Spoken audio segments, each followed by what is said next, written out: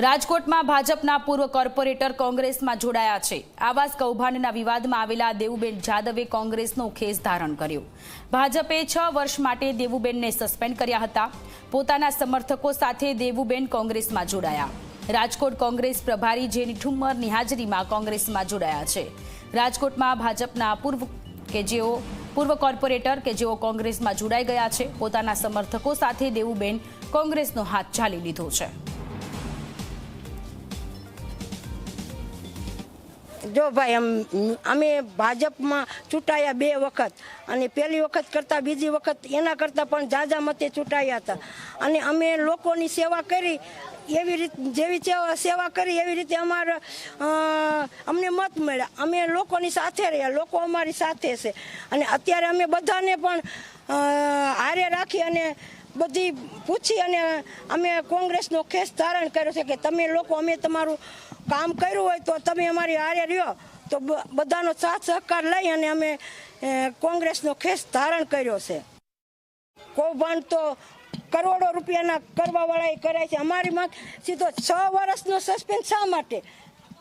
અમે એવું કાંઈ કૌભાંડ કર્યું નથી, તો 6 વર્ષની ચૂંટણીઓ કેટલી વર્ષમાં આવી જાય ત્યાં લગી અમે ક્યાંય બીજાને ટાંગ ન લડાવી એવા અમને અમારી માટે એવા આરોપ નાખ્યા। કોને નાખ્યા, કોને તૈયારી કરી, કેવી રીતે કરી એ હું કાંઈ જાણતી નથી। મેં ક્યારેય પ્રતિક્રિયા આપી નહોતી, ત્યારે એમને સસ્પેન્ડ કર્યા ત્યારે ક્યારેય 1 મિનિટ અને મેં ક્યારેય કોઈ પક્ષનું ક્યારેય મેં એક નાગરિક અને એક કોર્પોરેટર તરીકે કામ કર્યું છે ભાઈ।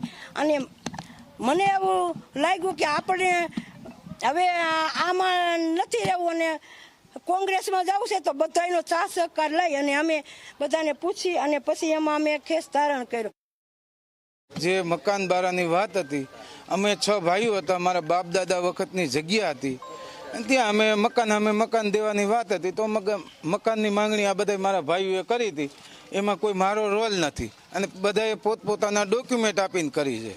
ડ્રોમાં કોઈ વસ્તુ નહીં, ડ્રો તો ઠીક ઉપરથી ઓનલાઈન થાય છે, એમાં ક્યાં ડ્રોમાં કોઈ વસ્તુ આવે છે? ભાજપની તાનાશાહીના હિસાબે અમને આ બધું કરવામાં આવ્યું છે। એટલી ચૂંટણીઓ ગઈ, અમારી માથે આટલા આક્ષેપ હતા છતાં અમે ભાજપનો સાથ છોડ્યો નહોતો અને ભાજપનું જ આજ દિવસ સુધી અમે કામ કર્યું હતું। હવે છોડવાનું કારણ કે આજ સુધી અમારી કોઈ ભાજપે સેન્સ પ્રક્રિયા વહી ગઈ, બધું વહી ગયું, અમારી કોઈએ નોંધ લીધી નહીં।